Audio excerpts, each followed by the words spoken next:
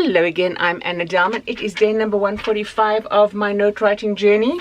The note of encouragement for myself today, and it's more than just an encouragement, friends. It's one out of a heart of awe and humility and wonder of our God, who encourages us to come to Him in prayer when we are in predicaments that are leaving us so broken that our voice is but a whisper and we cry out, "Bow down to me." As in Psalm 31 verse 2, "Bow down your ear to me, deliver me speedily, be my rock of refuge, a strong fortress to save me." Now, asking somebody to bow down to us, who would do that, friends? Who would come and bow down to you in your moment of brokenness and despair and hear you? So what bow down in this context means is a pleading, "Father, cup your ear, lean into me, come on down to me," because you so eagerly and dearly need Him to hear what you have to say. And so that's what that means. And your ear, in the context that this word ear in the Hebrew is meant, it is to broaden your hearing, to pay deep attention to hear, so that you can listen to what is said. And to bow down, it means to stoop, to get down low from low positionally and to a lower status morally. So God, who is all pure, all holy, we are asking Him to come down into our mess, to put His high morality aside and come down into our predicament, which is a mess, and hear us in that moment.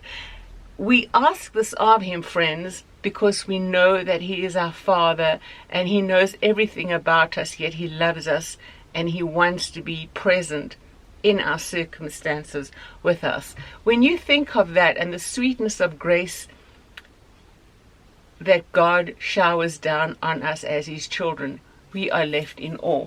So it's "Bow down your ear to me, deliver me speedily, be my rock of refuge." Now in verse 1 we have the reference to refuge as well, and we know it's because we can put our confidence in it. We want Him to be our rock of refuge because we know we can be confident in what that rock is and who He is and what He is. We know He is a strong fortress, and we know only He can save us. Now, friends, although this is a plea to be physically removed from it, as we've spoken over the past few days when we've been examining this word, often our true rescue in a situation is our growing, our maturing in it. And we are learning to persevere irrespective of what goes on around us. I think that is the greatest rescuing, because we're standing on the rock of our salvation. We're standing on the rock, which is Him, His character, and His purity, His love becomes our fortress that wraps around us and protects us from the onslaught of gossip and slander and nastiness and people wanting to injure our characters, therefore our very lives. Friends, speaking ill of somebody and planting those seeds of disinformation about somebody, you may as well be murdering them. In my situation, in this geographical location, a group of leaders knew who they could say something about me to, and it went out like wildfire about the nastiness of my character and who and what I was supposed to be.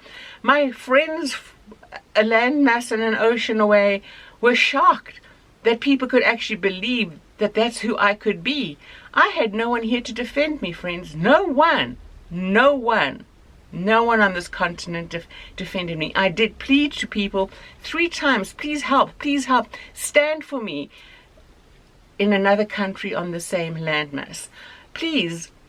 And they, it didn't work out. And they chose, it didn't work out. Friends, unless we're able to stand on the rock, Him, our word, which is truth, and Him be our fortress who can protect us, because we know ultimately what He says about us is the truth that matters. we can and will be defeated. Now, I'm not saying I'm some kind of a hero and some super spiritual person, that I stood up with that, friends, that I stood up even though that was around me. It did affect my life in a great way, in a major way. That's why when a few days ago, I said the wires were connected and the lights went on. It's that finally the wires were connected and God gave me the understanding that the way I patterned my life after that, and which I want to write about in a book on church life, those wires being connected and the lights going on was so remarkable. Only Him as my rock, as my refuge, and my discovery of what His word truly said about me and people who are in difficult situations. I knew the scriptures and I could tell you what they said, but for some reason I didn't put myself in that category to say this covered me as well. Now I know that it does, and that if it was okay for the Apostle Paul, it's okay for me to be in predicaments that we cannot understand and that we have to go through to the glory of God. So friends, I hope you get to know Him as your rock. I hope you get to know Him as your strong fortress, because He can remove you from an ugliness to save you, but He can also save you in it by making you a tower of strength right where you are. So until tomorrow, friends, take care and God bless, and we will talk again. Bye-bye for now.